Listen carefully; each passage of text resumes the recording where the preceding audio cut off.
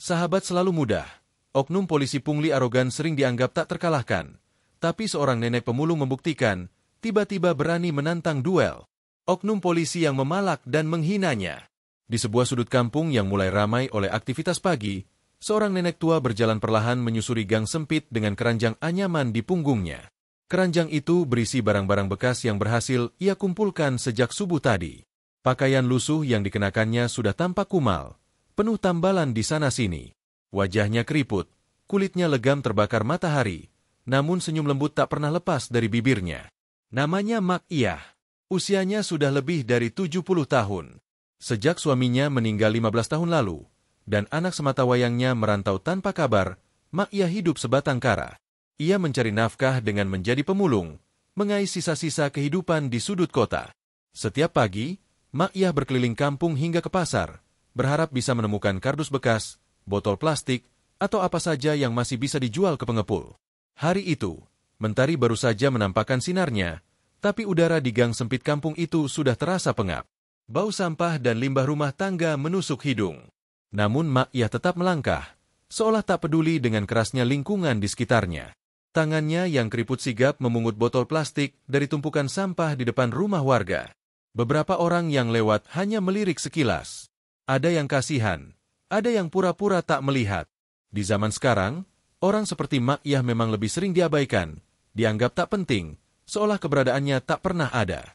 Tapi Mak Iyah bukan tipe orang yang suka mengeluh. Dalam hati kecilnya, ia selalu bersyukur kepada Allah.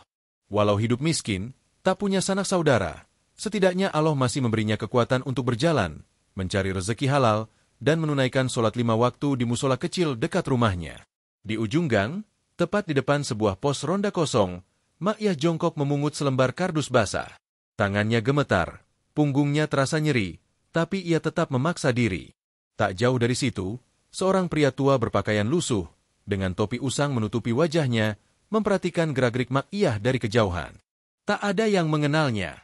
Orang kampung hanya tahu dia sebagai kakek pemulung yang suka tidur di emperan toko atau di bawah pohon.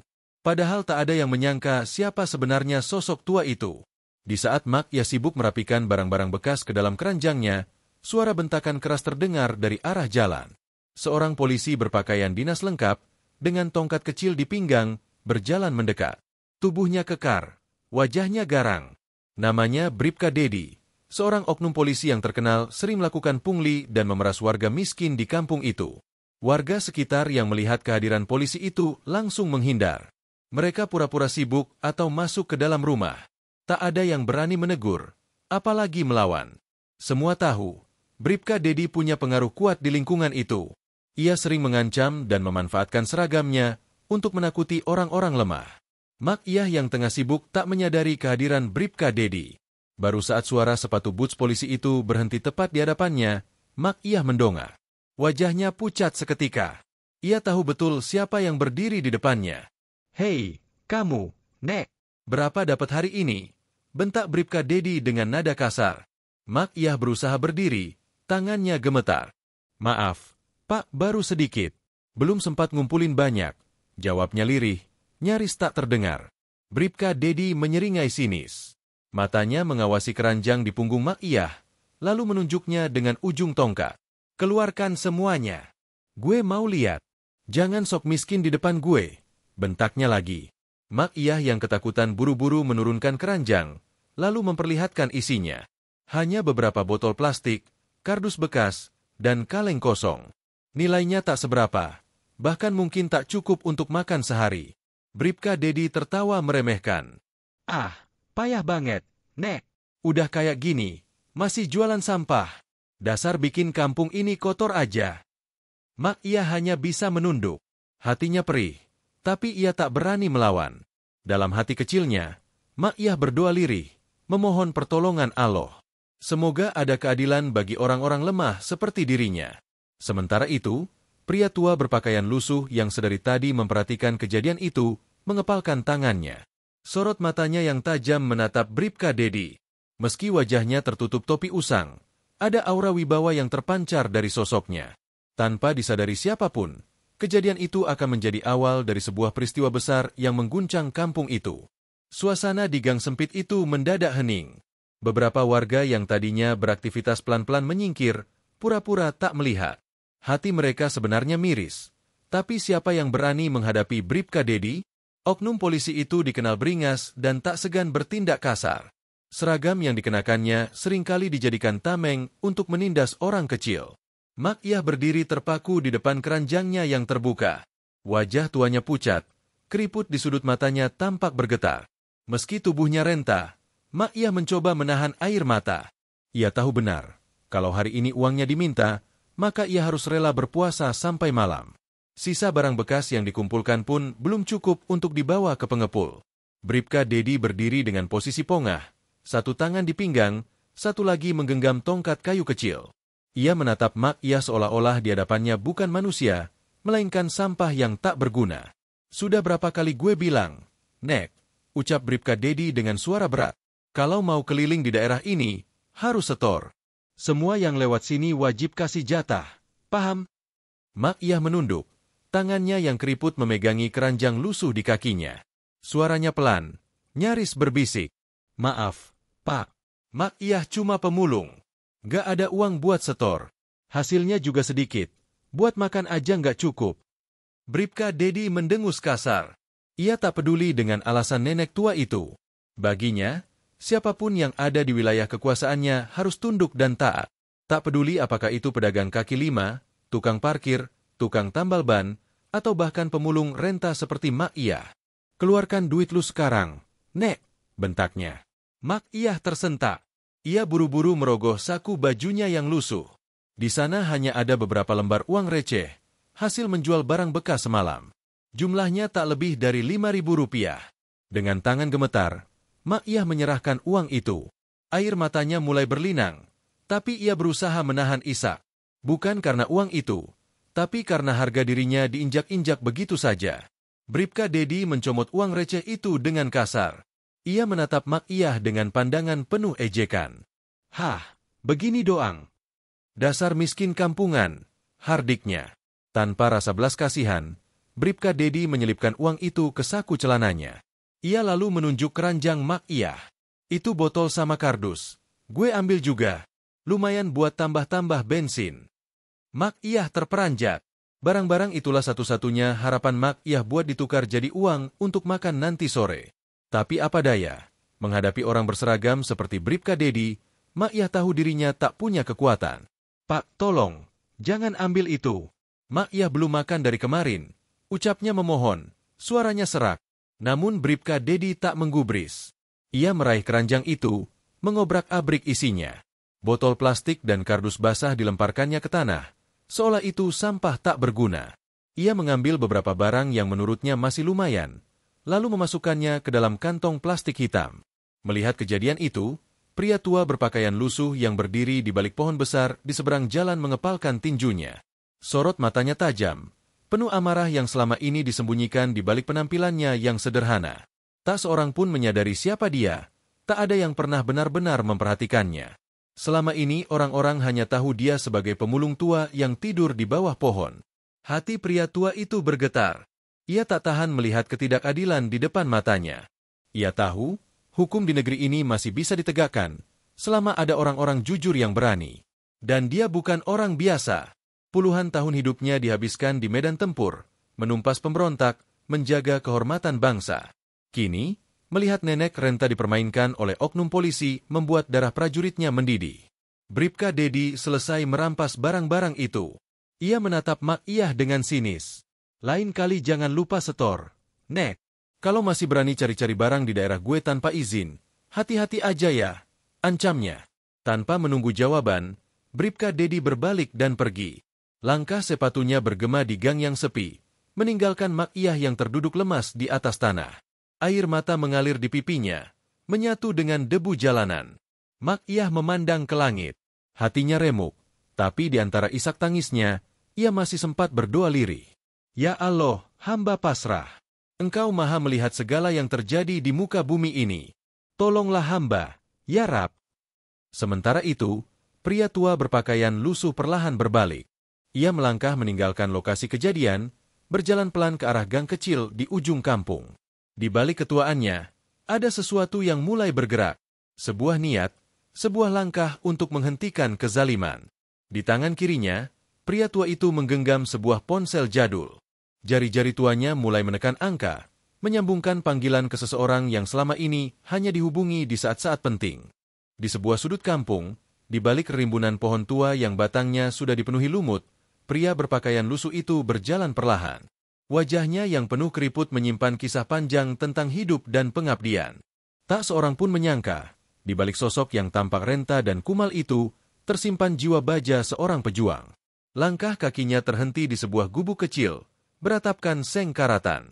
Di sanalah dia biasa beristirahat, menyusun barang-barang bekas hasil pungutannya sepanjang hari.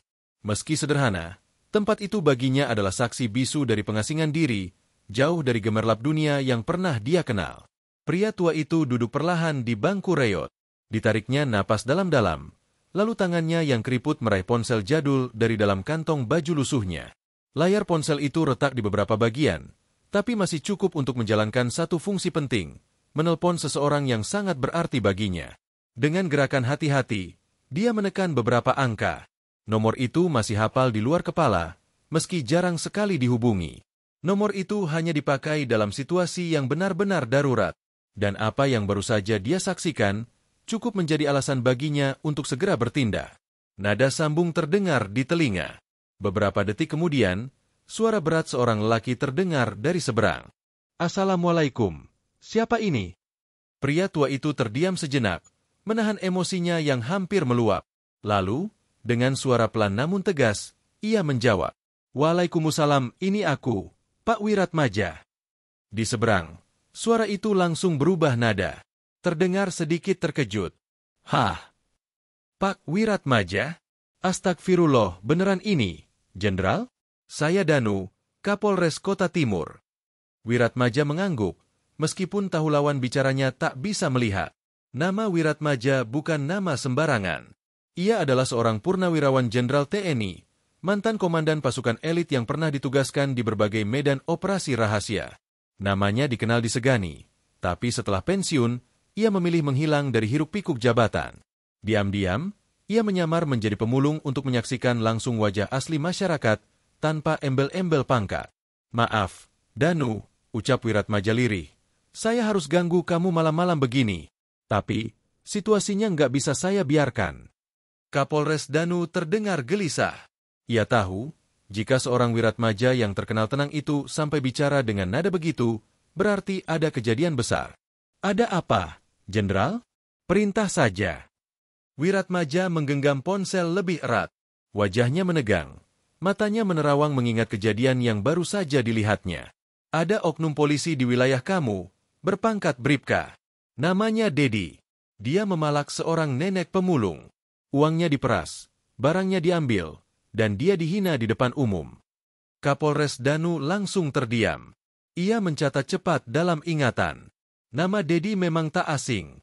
Beberapa kali laporan soal perilaku kasarnya sampai ke mejanya, tapi selalu lolos karena kurang bukti. Tapi jika kali ini seorang Wiratmadja sendiri yang jadi saksi, masalah ini tak bisa dianggap enteng. "Saya paham, Jenderal. Akan segera saya tangani. Di mana lokasi kejadiannya?" Wiratmadja menyebutkan alamat persis di kampung itu. Ia juga menjelaskan ciri-ciri Mak Iyah, si nenek pemulung yang menjadi korban. Suaranya masih tenang, tapi di setiap kata yang terucap, terselip amarah yang nyaris meledak. "Saya minta satu hal, Danu," ujar Wiratmadja tegas. "Jangan cuma diberi peringatan. Jangan sekadar dipindah tugaskan. Orang seperti itu harus dipecat. Kalau perlu, proses hukum. Kita nggak butuh aparat yang jadi preman berseragam." Kapolres Danu mengangguk berat di seberang. Ia tahu, itu bukan permintaan biasa. Itu perintah moral yang harus dipenuhi. "Baik, Jenderal. Besok pagi saya turun langsung. Saya juga akan cari Mak Iyah. Saya pastikan beliau dapat keadilan." Wiratmadja menghela napas lega. Meski usianya sudah senja, rasa tanggung jawabnya terhadap masyarakat tak pernah padam. Ia percaya, masih ada aparat yang bersih. Dan Danu, baginya, adalah salah satu yang bisa diandalkan. "Saya tunggu kabarnya, Danu. Assalamualaikum." "Waalaikumsalam, Jenderal." Sambungan terputus. Wiratmaja menyandarkan tubuhnya ke dinding gubuk. Bulan separuh menggantung di langit. Cahayanya temaram menyinari wajah Renta yang kini tersenyum tipis. Ia tahu, malam ini Allah sedang mengujinya. Dan seperti biasa, ia memilih berdiri di pihak orang-orang kecil. Mereka yang tak bersuara, mereka yang terluka di balik diamnya. Di sudut lain kota, Bribka Dedi masih tertawa-tawa bersama rekan-rekannya di sebuah warung kopi. Ia tak tahu, malam ini nasibnya sedang dihitung. Waktu untuknya tinggal sebentar lagi. Malam di kampung itu mulai sepi. Angin dingin berhembus pelan, menyapu dedaunan kering di jalanan tanah berbatu. Warung-warung sudah menutup pintunya. Hanya beberapa lampu minyak yang masih menyala di depan rumah-rumah tua. Namun di balik keheningan itu, ada sekelompok pria berseragam yang tengah bersiap melakukan sesuatu. Kapolres Danu memarkirkan mobil dinasnya di sebuah tikungan, jauh dari keramaian. Ia turun, diikuti beberapa anak buahnya yang dipercayakan untuk tugas ini. Wajah mereka tampak tegang, sebab perintah yang akan dilaksanakan bukan hal biasa. Menangkap oknum polisi di malam hari, tanpa sepengetahuan komandan jaga, memerlukan keberanian dan ketegasan. Apalagi targetnya seorang Bribka, anggota yang selama ini dikenal galak di jalanan, sering menakut-nakuti warga kecil. "Dengar baik-baik," ujar Kapolres Danu pelan, suaranya berat menembus dinginnya malam. "Jangan ada yang macam-macam. Kita lakukan ini cepat dan bersih. Tangkap tanpa banyak suara. Kalau dia melawan, lumpuhkan." Anak buahnya mengangguk. Mereka sudah tahu betul, malam ini bukan sekadar patroli biasa. Ada harga diri institusi yang harus dijaga, ada keadilan bagi rakyat kecil yang harus ditegakkan. Dengan isyarat tangan, Danu memimpin langkah menuju sebuah warung kopi kecil di pinggir jalan. Warung itu masih buka meskipun sudah lewat tengah malam. Lampunya remang, asap rokok mengepul tebal dari dalam. Dan di salah satu meja pojok, terlihat sosok Bribka Dedi, duduk santai dengan beberapa temannya, tertawa keras sambil memukul-mukul meja. "Enakan, jadi polisi jalanan kayak kita. Duit kecil tinggal peras, duit gede tinggal ancam," teriak Dedi disambut tawa. Tanpa mereka sadari, dari balik rimbunan pohon dan sudut tembok, para anggota kepolisian itu sudah mengepung warung. Kapolres Danu memberi isyarat. "Sekarang." Serempak, beberapa anggota berseragam lengkap menerobos masuk. Tangan mereka sigap mengangkat senjata laras panjang, menyuruh semua orang di dalam warung tiarap. "Polisi! Semua tiarap! Tiarap sekarang!" Teriakan itu membuat suasana seketika berubah kacau. Para pengunjung warung berhamburan keluar, berlari ketakutan. Hanya Bribka Dedi dan dua rekannya yang masih duduk kebingungan.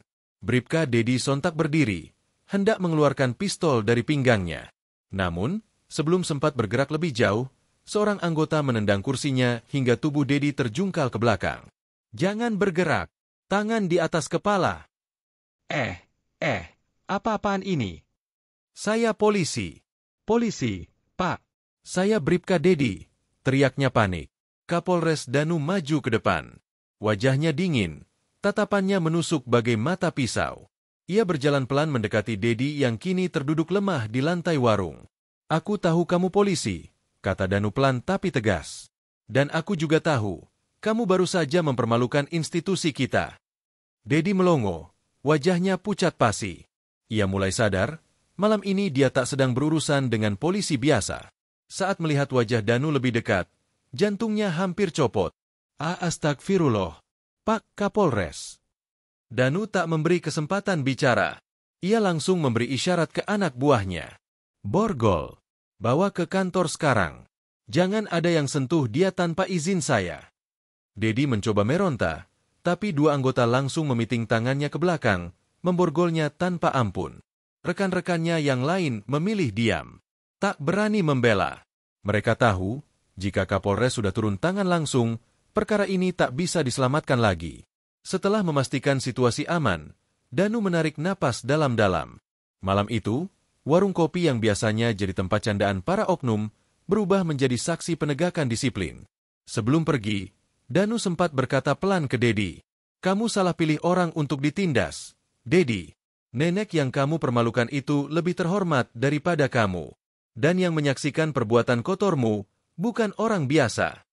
Dedi hanya bisa menunduk, tak sanggup berkata apa-apa. Di luar warung, bulan masih bersinar redup. Angin malam terus berhembus, seakan ikut menyaksikan peristiwa itu. Kapolres Danu masuk ke dalam mobilnya, lalu memerintahkan seluruh anggota untuk kembali ke kantor. Malam itu, kota kecil itu mulai bersih dari satu oknum pengkhianat rakyat. Tapi bagi Danu, tugasnya belum selesai. Besok pagi, dia harus menemui Mak Iyah, menyampaikan permintaan maaf, dan membuktikan bahwa hukum dan keadilan masih berpihak kepada orang kecil. Fajar mulai menyingsing di ufuk timur. Kabut tipis masih menggantung di atas pematang sawah, sementara embun membasahi dedaunan di sepanjang jalan setapak menuju kampung. Suasana masih sepi, hanya terdengar kicau burung yang sesekali bersahut-sahutan di dahan pohon. Di sebuah gubuk kecil di pinggir sungai, seorang nenek renta sedang sibuk mengikat barang-barang rongsokannya. Tangannya yang keriput tetap cekatan memilah botol plastik dan kardus bekas. Mak Iyah, nenek pemulung yang kemarin diperlakukan semena-mena oleh oknum polisi jalanan. Meski tubuhnya lemah, semangat hidupnya tak pernah padam. Baginya, mencari rezeki dengan cara halal, meski hanya dari barang bekas, jauh lebih mulia daripada merampas hak orang lain. Pagi itu, tanpa diduga, sebuah mobil dinas berwarna hitam berhenti tak jauh dari gubuknya.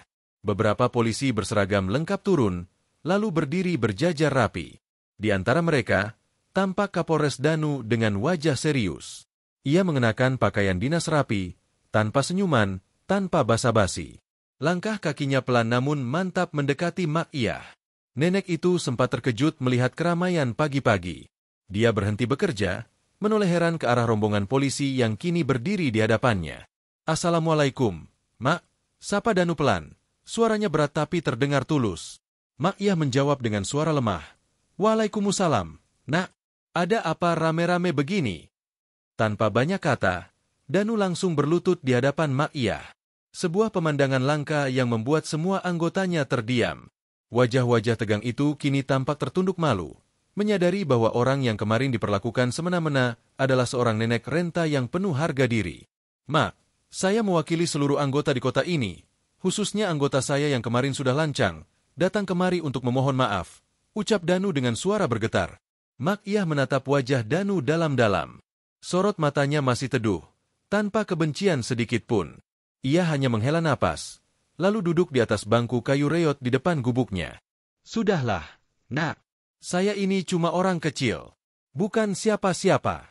Mau diperlakukan bagaimanapun, saya sudah biasa," katanya lirih. Namun Danu cepat-cepat menggeleng. "Tidak, Mak. Tidak ada manusia yang pantas diperlakukan begitu. Apalagi oleh orang yang seharusnya melindungi rakyat. Kemarin kami salah. Dan kesalahan itu bukan kecil.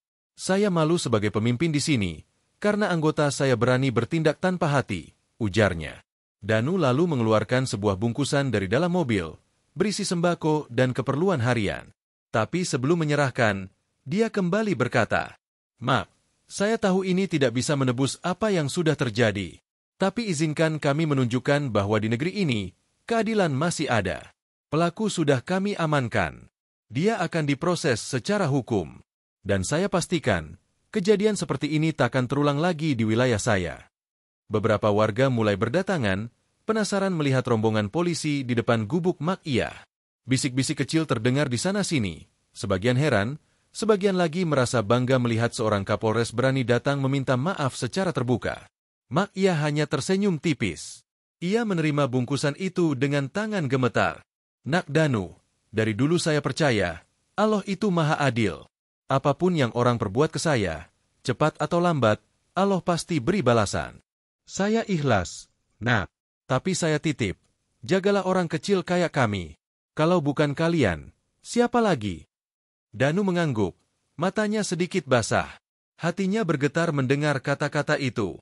Ia sadar, seorang pemimpin bukan hanya soal pangkat dan jabatan, tapi soal seberapa besar hati bisa merangkul orang lemah. Tanpa banyak kata, Danu berdiri, lalu memberikan hormat kepada Mak Iyah. Seluruh anak buahnya ikut memberi hormat. Sebuah pemandangan yang membuat warga terharu. Di ujung jalan, matahari mulai naik.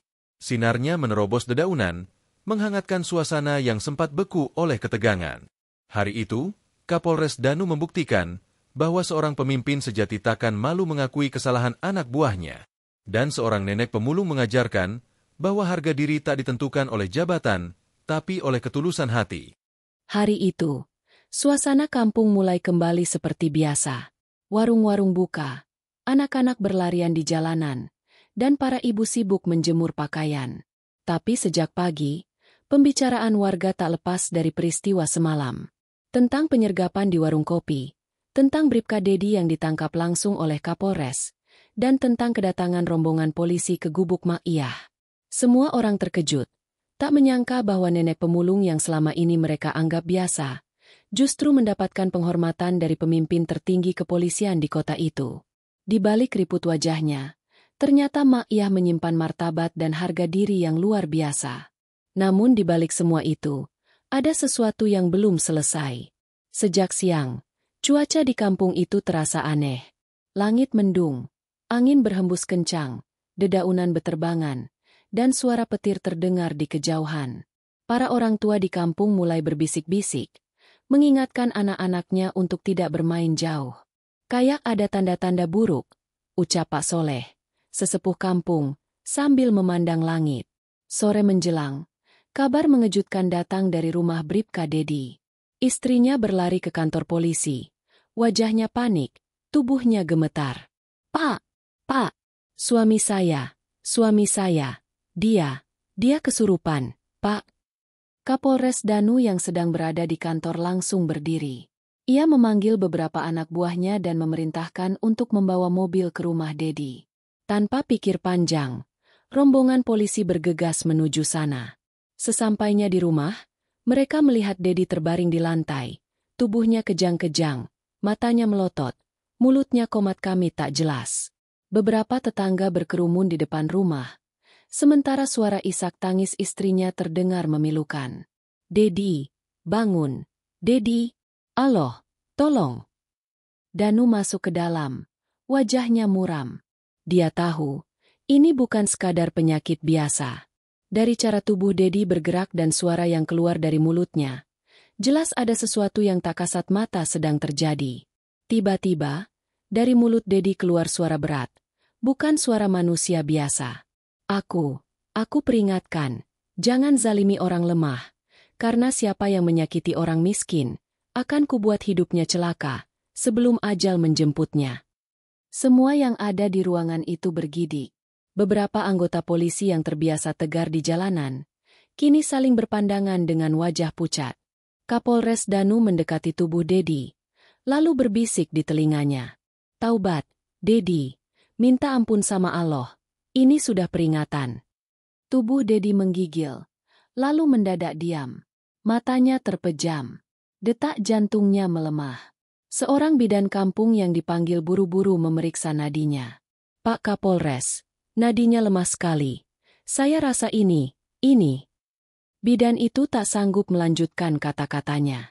Tubuh Dedi tiba-tiba berhenti bergerak. Mulutnya mengeluarkan busa. Wajahnya membiru. Allahu Akbar. Dia meninggal. Ucap seorang polisi pelan. Suasana berubah hening. Isak tangis pecah dari istri Dedi. Sementara beberapa warga menutup mulutnya karena syok. Tak ada yang menyangka. Pria yang selama ini begitu bengis di jalanan, yang bisa memeras dan menampar orang tua tanpa rasa bersalah, kini meninggal dengan cara yang tragis. Kapolres Danu menunduk. Bibirnya bergetar membaca istighfar. Ia sadar, Allah telah memberi pelajaran keras bagi siapa saja yang berani menindas orang lemah. Tak lama kemudian, awan gelap di langit mulai bergerak, angin kencang berhembus, dan hujan turun deras. Seakan langit pun ikut menangis, menyaksikan kejadian sore itu. Ambil pelajaran dari ini, ucap Danu pelan ke anak buahnya. Siapa yang menzalimi orang miskin? Allah sendiri yang akan membalas. Hari itu, kampung kecil itu mencatat sejarah, bahwa kekuasaan tak bisa menyelamatkan siapapun dari balasan Allah, dan bahwa doa orang-orang teraniaya, meskipun hanya pemulung renta seperti Mak Iyah, bisa menembus langit, mengguncang bumi, dan menggetarkan jiwa manusia. Hujan deras mengguyur kampung kecil itu sepanjang malam. Petir menyambar-nyambar di kejauhan, disertai kilatan cahaya yang membuat malam seakan tak benar-benar gelap. Gemericik air hujan berpadu dengan suara tangisan istri Bribka Dedi yang tak henti-henti, sementara jasad suaminya terbaring kaku di ruang tamu, ditutupi kain putih lusuh. Di rumahnya yang sederhana di pinggir sungai, Mak Iyah duduk bersila di atas tikar tua. Tubuhnya dibalut kain sarung tipis. Tangan keriputnya memegang tasbih kayu kecil. Bibirnya komat kamit melantunkan doa. Allah, ya Allah, ampuni dosa hamba MU ini. Jangan balas kezaliman orang dengan kemurkaan MU, tapi beri mereka hidayah. Jika tak bisa, maka tegakkan keadilan MU di bumi ini. Di luar, suara hujan makin keras. Beberapa warga kampung tak berani keluar rumah. Suasana begitu mencekam, seakan ada sesuatu yang tak terlihat sedang berkeliling. Di pos ronda, Pak Soleh dan beberapa pemuda kampung berkumpul. Mereka membicarakan kejadian sore tadi dengan suara pelan, saling berbisik, takut kalau ada yang mendengar. Ini bukan kejadian biasa, ucap Pak Soleh sambil menatap gelas kopinya yang sudah dingin. Doa orang teraniaya itu, nak, enggak ada hijabnya di hadapan Allah. Semua mengangguk setuju. Tak seorang pun berani membantah. Apalagi selama ini, mereka tahu betul bagaimana Bribka Dedi memperlakukan warga. Tak hanya Mak Iyah, banyak tukang ojek, pedagang asongan, bahkan anak-anak muda kampung yang pernah merasakan sikap arogan lelaki itu. Sementara di kantor polisi, Kapolres Danu duduk sendirian di ruang kerjanya. Di hadapannya, laporan tentang kasus pungli dan pemerasan yang dilakukan Dedi sudah selesai ditandatangani. Tapi hatinya masih berat. Bukan karena kasus itu, melainkan karena bayangan wajah Mak Iyah terus saja muncul di benaknya. Danu memejamkan mata, mengingat bagaimana nenek renta itu tetap sabar meski diperlakukan kasar, bagaimana ia tak sedikit pun membalas makian, bahkan masih bisa mendoakan yang terbaik. Allah, betapa hati ini mudah tertutup oleh dunia, ampuni hamba MU ini yang lalai. Danu menghela napas panjang. Malam itu, ia memutuskan untuk kembali ke gubuk Mak Iyah, meski hujan belum reda. Ditemani dua anak buahnya, ia membawa beberapa karung beras, selimut baru, dan kebutuhan harian. Sesampainya di sana, Mak Iyah masih duduk bersila, mulutnya tetap berzikir, seakan tak terusik oleh suara hujan deras di luar. Assalamualaikum, Mak, sapa Danu pelan. Mak Iyah membuka matanya, tersenyum lembut. Waalaikumsalam. Nak Danu, kok kesini lagi, malam-malam begini? Danu menaruh barang-barang itu di sudut gubuk, lalu duduk bersimpuh di depan Mak Iyah. Mak, saya ingin belajar dari sampean, dari kesabaran dan keikhlasan sampean. Saya minta izin, bolehkah saya anggap Mak Iyah ini sebagai orang tua saya di sini? Mak Iyah terkekeh kecil, matanya berkaca-kaca. Aduh, nak, saya ini cuma pemulung tua, enggak pantas apa-apa. Tapi di mata saya, Mak, sampean lebih mulia daripada banyak orang di luar sana. Saya ingin sering-sering datang ke sini, dengar nasihat Mak, minta doa, biar hati ini enggak keras. Mak Iyah menatap Danu, lalu memegang tangan pemuda itu. Nak Danu, ingat baik-baik, kalau kita punya jabatan, kekuasaan, atau harta, itu semua cuma titipan. Yang abadi itu amal baik, hati yang bersih, dan doa-doa orang lemah yang kita bantu. Jangan sombong, jangan zolim, karena azab Allah itu, nak, cepat atau lambat, pasti datang. Danu menunduk, matanya berkaca-kaca. Makasih, Mak, makasih. Malam itu, di tengah derasnya hujan, dua orang dari dua dunia yang berbeda, seorang Kapolres dan seorang pemulung renta, duduk berdampingan, menyatukan hati, saling berbagi nasihat tentang kehidupan. Di luar sana, hujan mulai reda. Awan perlahan menyingkir, dan bulan purnama menampakkan diri di balik kabut. Seakan memberi tanda bahwa malam ini, ada hati yang kembali bersih, dan ada keadilan yang telah ditegakkan. Pagi harinya, kampung itu terasa berbeda. Udara segar, sinar matahari perlahan menembus dedaunan basah sisa hujan semalam. Beberapa warga sudah mulai beraktivitas, meski obrolan tentang kejadian tragis Bribka Dedi masih terdengar di mana-mana.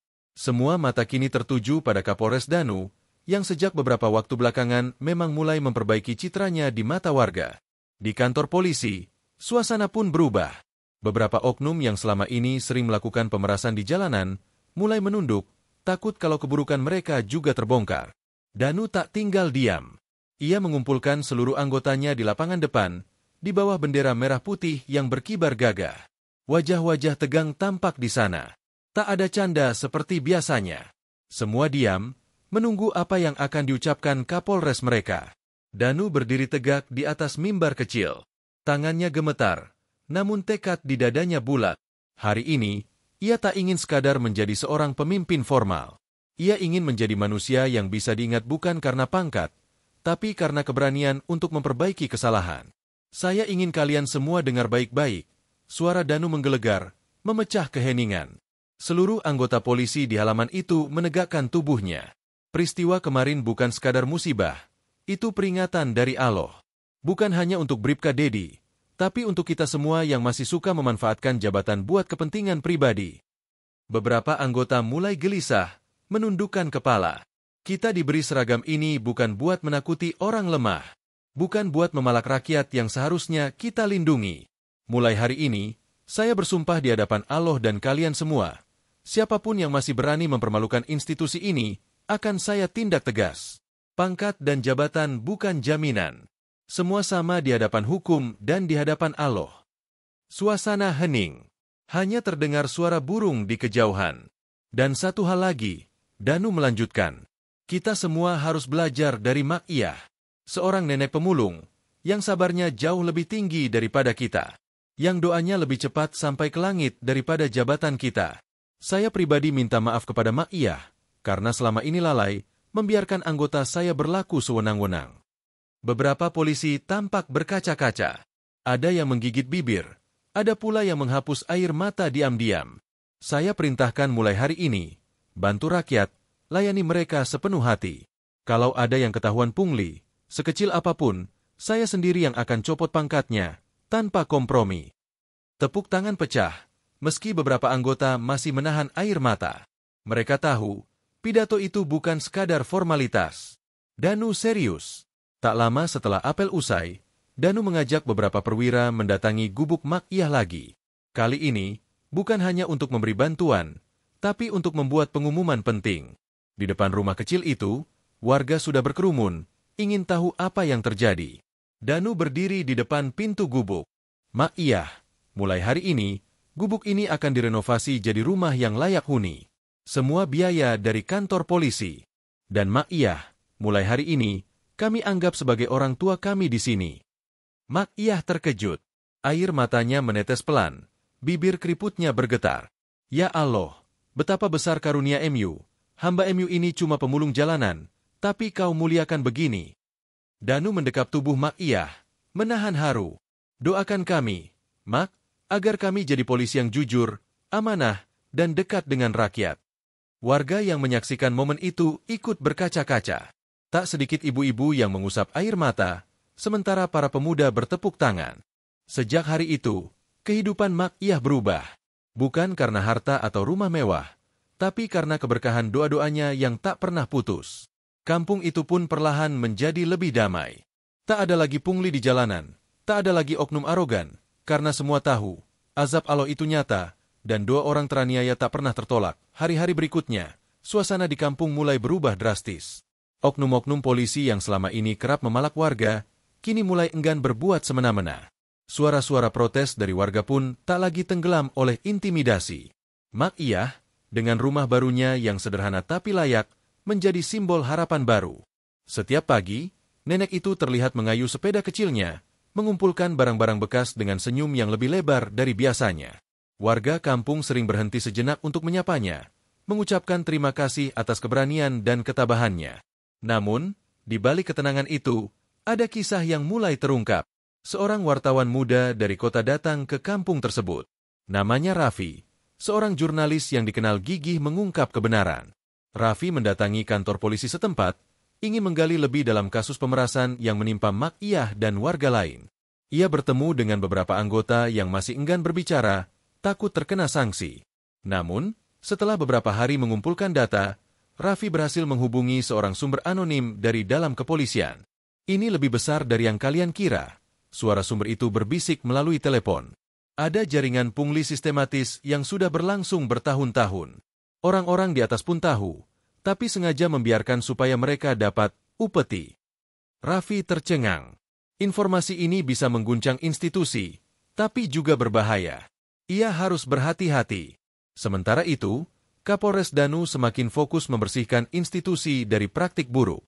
Ia mengadakan pelatihan integritas, mengundang tokoh masyarakat, dan menegakkan disiplin tanpa pandang bulu. Di balik layar, Danu juga menerima ancaman.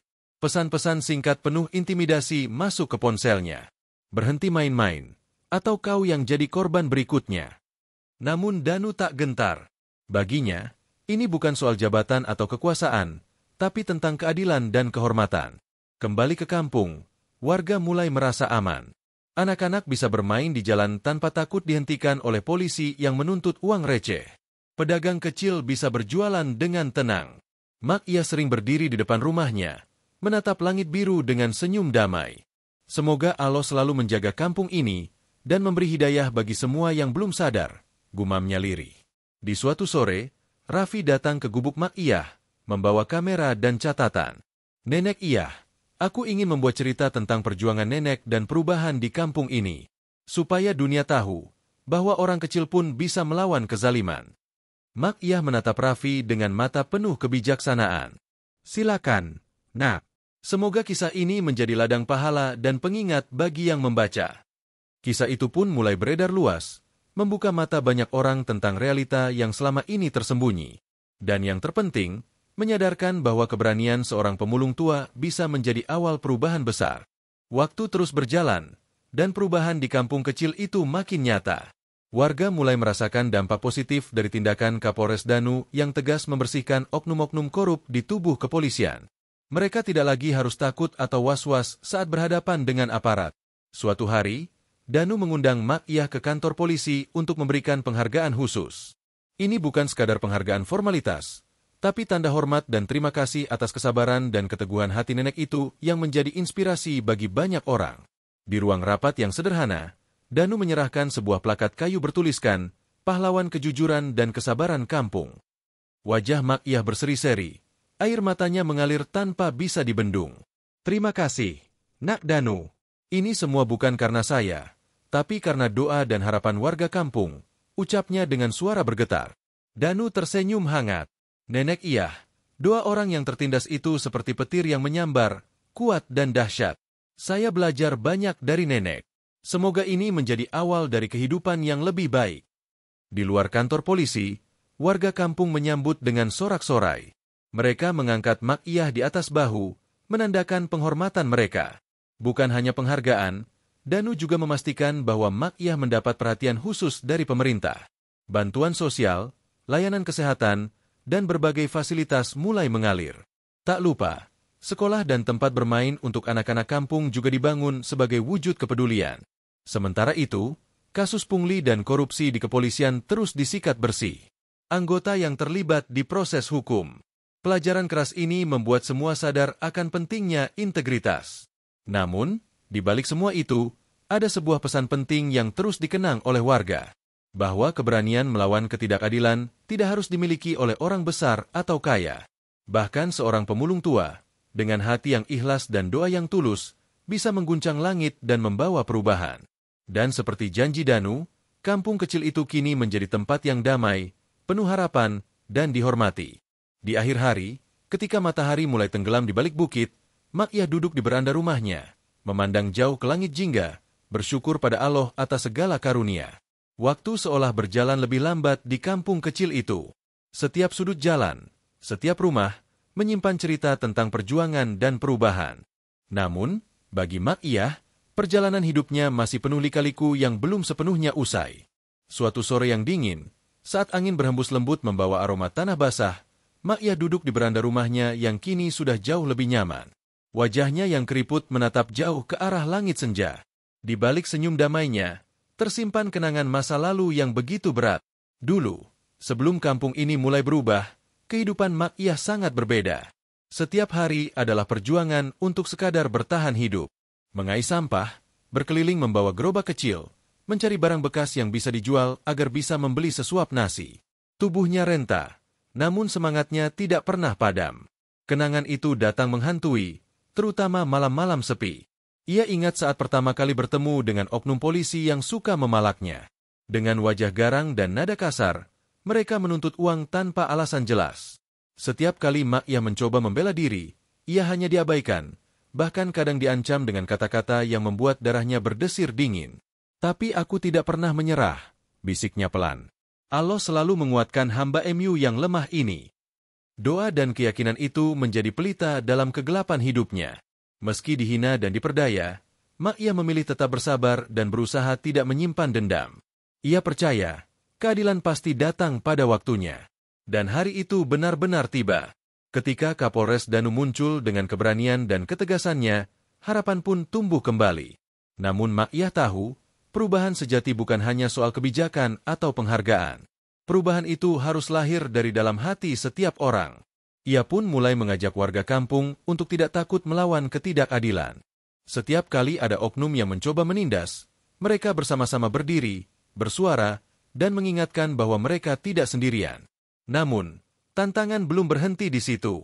Ada bisik-bisik dan gosip yang mencoba merusak suasana. Beberapa oknum yang masih tersisa berusaha menebar ketakutan. Bahkan ada yang mencoba menyebarkan fitnah bahwa Ma'iyah hanya mencari perhatian dan keuntungan. Ma'iyah tidak membalas dengan amarah. Ia tahu, jalan yang ditempuhnya bukanlah jalan mudah. Biarlah mereka berkata apapun, ujarnya pada diri sendiri. Yang penting, Allah mengetahui niat hamba dan kebenaran akan selalu menang. Di tengah semua itu, Danu terus memperjuangkan integritas institusi yang dipimpinnya. Ia paham betul, tanpa dukungan masyarakat, perjuangannya tak akan berhasil. Suatu hari, Danu datang berkunjung ke rumah Ma'iyah. Ia membawa kabar baik dari pemerintah daerah tentang program bantuan sosial yang akan diperluas dan lebih merata. Ma'iyah, ini semua berkat keberanian nenek dan warga kampung yang tak pernah lelah berjuang, kata Danu dengan tulus. Ma'iyah mengangguk pelan. Semoga ini menjadi awal dari masa depan yang lebih baik bagi anak-anak kita. Mata mereka bertemu, penuh harapan dan tekad. Di balik semua kejadian itu, tersimpan janji suci yang tak akan pernah dilupakan. Bahwa perubahan tidak pernah datang dari kejahatan, tapi dari keberanian, kejujuran, dan doa yang tulus.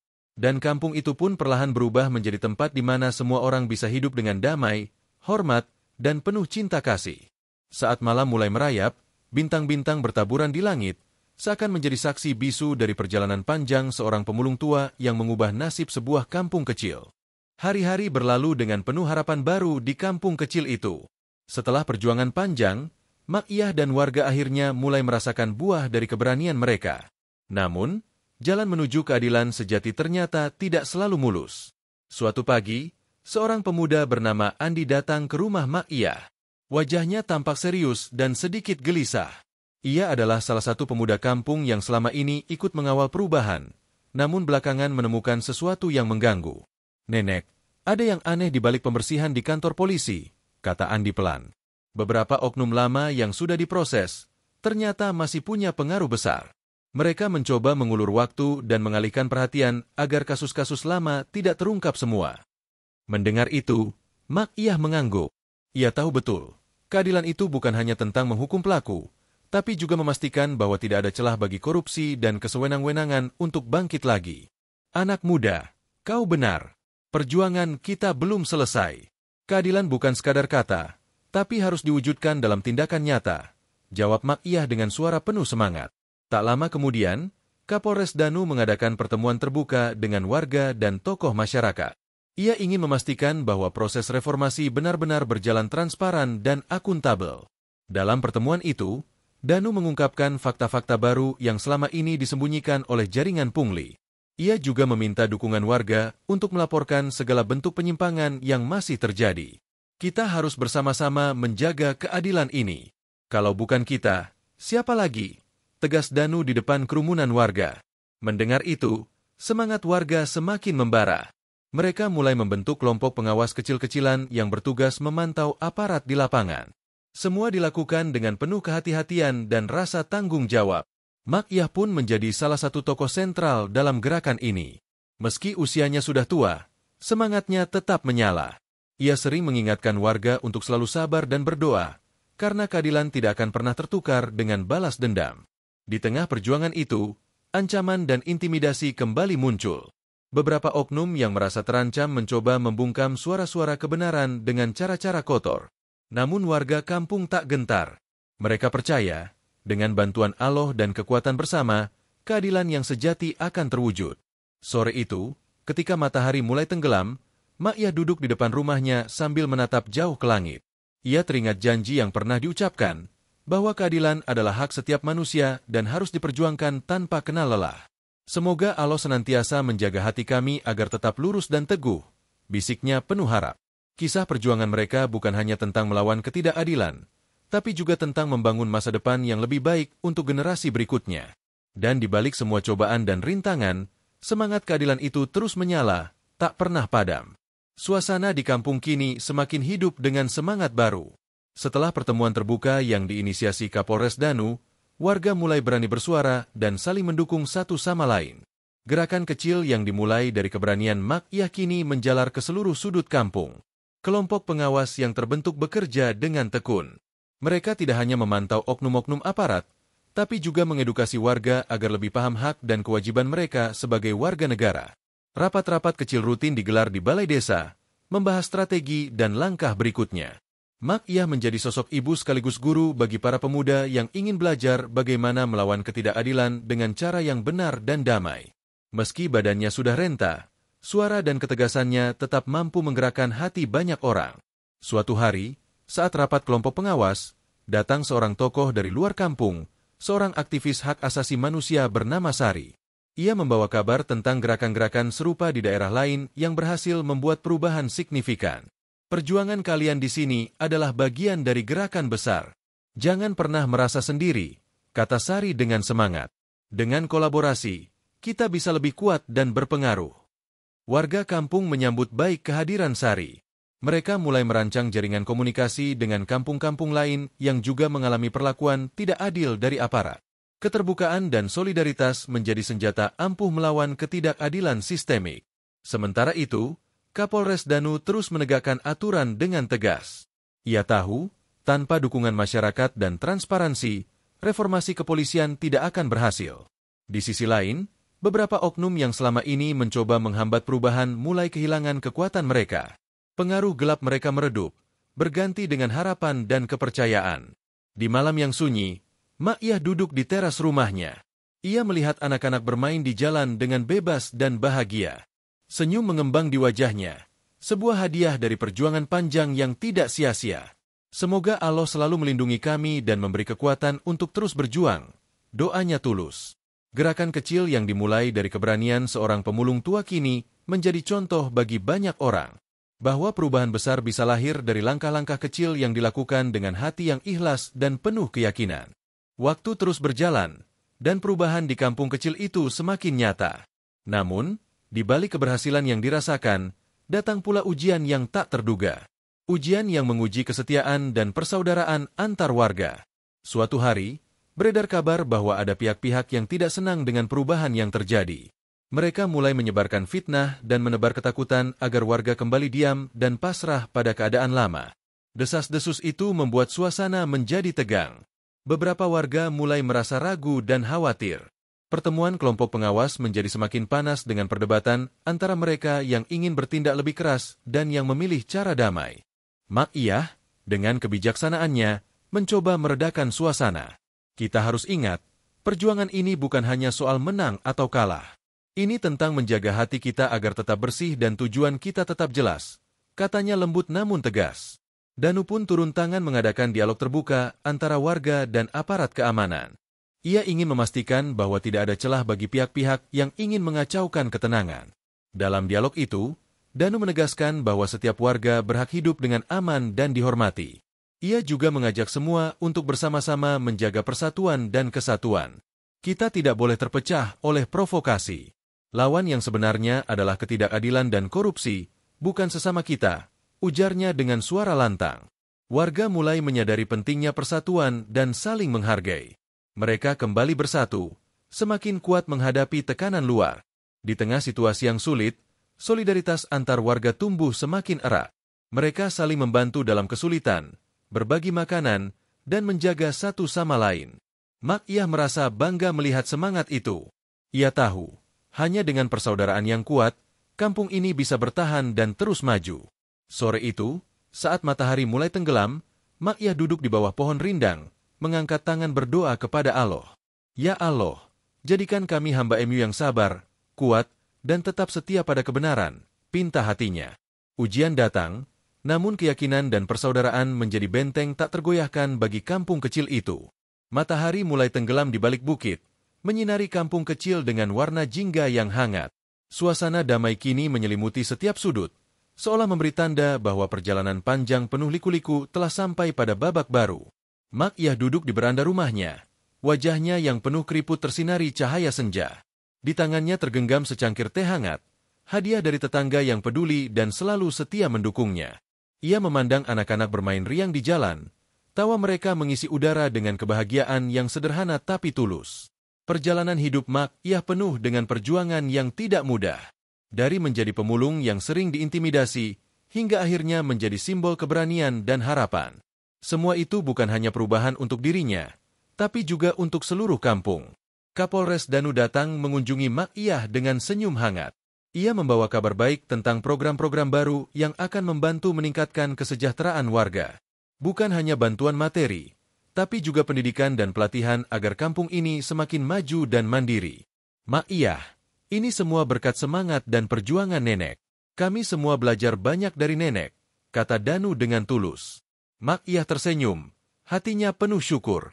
Ini bukan hanya perjuangan saya, tapi perjuangan kita semua. Semoga Allah selalu memberkati langkah kita ke depan. Di tengah senja yang mulai gelap, warga kampung berkumpul di balai desa. Mereka mengadakan acara sederhana untuk merayakan kemenangan kecil yang telah diraih, sekaligus menguatkan tekad untuk terus menjaga keadilan dan persatuan. Suara tawa, doa, dan harapan bercampur menjadi satu, mengalun lembut seperti lagu pengantar tidur yang menenangkan jiwa. Mak Iyah menatap langit malam yang mulai bertabur bintang.